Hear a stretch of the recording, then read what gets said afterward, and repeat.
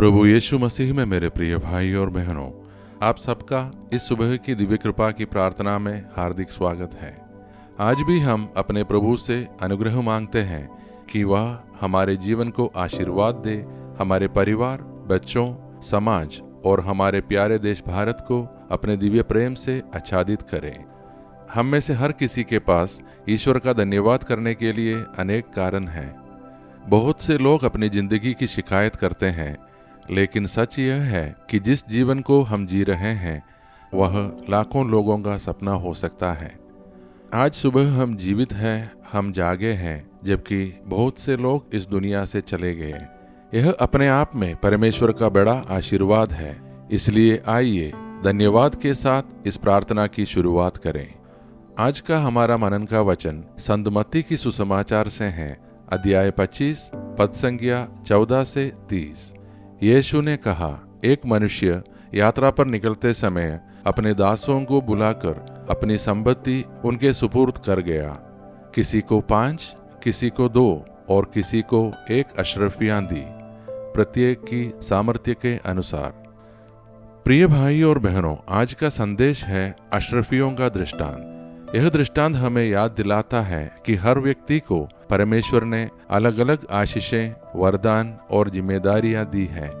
किसी को अधिक, किसी को कम, लेकिन हर किसी को कुछ दिया गया है। ईश्वर ने हमें जो भी दिया है वह हमें केवल अपने लिए नहीं बल्कि दूसरों के भले के लिए भी उपयोग करना है। 5 अशरफियां वाला सेवक मेहनती था। उसने उसका सदुपयोग किया और उन्हें दोगुना कर दिया। 2 अशरफियां वाले ने भी मेहनत की और उनका उपयोग किया, लेकिन जिसने केवल 1 अशरफी पाई उसने डर और आलस्य के कारण उसे जमीन पर गाड़ दिया और कुछ भी फल नहीं लाया।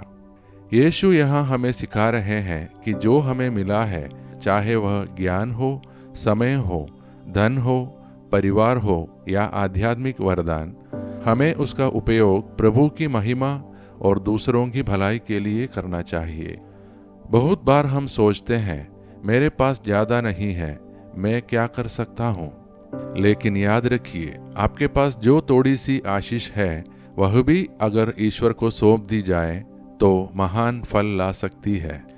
ईश्वर कभी हमसे तुलना नहीं करता कि किसी और को कितना दिया गया। वह केवल यह देखता है कि आपने अपने हिस्से का कितना उपयोग किया। यह दृष्टांत हमें 3 बातें सिखाता है। पहला, विश्वास योग्यता, जो हमें सौंपा गया है उसमें सच्चे बने रहना।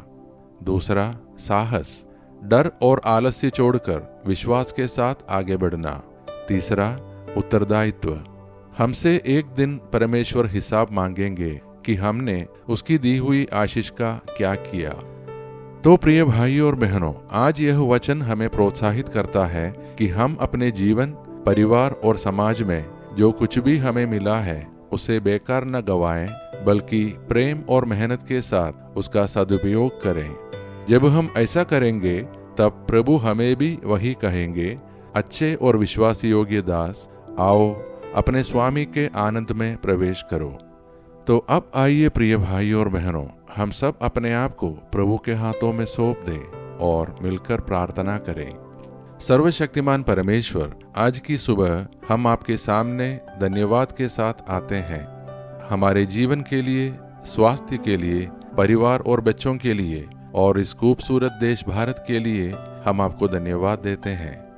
हे प्रभु, हमें वह कृपा दीजिए कि हम अपनी अशरफियों और आशीषों का सही उपयोग कर सकें। हम आलस्य और डर में ना पड़े, बल्कि विश्वास और साहस के साथ आपके नाम की महिमा करें। हम विशेष रूप से प्रार्थना करते हैं हमारे परिवारों के लिए कि उनमें प्रेम, शांति, मेलजोल और खुशी बनी रहे। हम सब एक दूसरे की संगति में सांत्वना पाएं। हम सबको अच्छे स्वास्थ्य, धन धान्य और सुरक्षा का आशीर्वाद दीजिए। हम उन लोगों को आपके हाथों में सौंपते हैं जो जन्मदिन या विवाह वर्षगांठ मना रहे हैं। हे प्रभु, उनके जीवन में आपकी कृपा बढ़े और वे आपके प्रेम में सदा फलते फूलते रहें। हम उन सभी के लिए प्रार्थना करते हैं जो बीमारी, दुख या किसी परेशानी से जूझ रहे हैं। हे यीशु, शरीर, मन और आत्मा के हर दर्द को छूकर चंगा कर दीजिए। जो निराश है उन्हें आशा दीजिए, जो परेशान है उन्हें शांति दीजिए, जो भयभीत हैं उन्हें सुरक्षा दीजिए।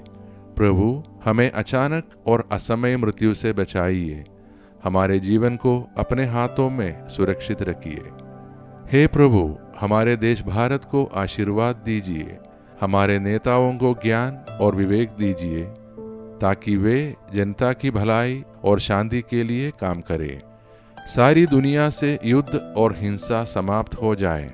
लोग एक दूसरे से प्रेम करें और मेलजोल में जीवन बिताएं। ये सारे प्रार्थनाएं और हमारे मन के अन्य प्रार्थनाएं हम समर्पित करते हैं हमारे प्रभु यीशु मसीह के नाम पर। आमीन। हमारे पिता परमेश्वर का प्रेम, प्रभु यीशु मसीह का अनुग्रह और पवित्र आत्मा का सहभागिता हम सभी के साथ सदैव बना रहे। आमीन। प्रिय भाइयों और बहनों, आज का वचन हमें प्रेरित करता है कि हम अपने जीवन में परमेश्वर की दी हुई आशीषों को ना गवाएं, बल्कि उनका सदुपयोग करके फल लाएं। इसलिए इस प्रार्थना को अपने परिवार और मित्रों के साथ शेयर कीजिए, क्योंकि जब आप इसे शेयर करेंगे तो आप उनके दिलों और राहों को भी रोशन करेंगे। हम कल फिर मिलेंगे दिव्य कृपा की प्रार्थना में। तब तक परमेश्वर हमारी रक्षा करे और हम पर अपनी कृपा बरसाए। धन्यवाद के साथ स्तुति का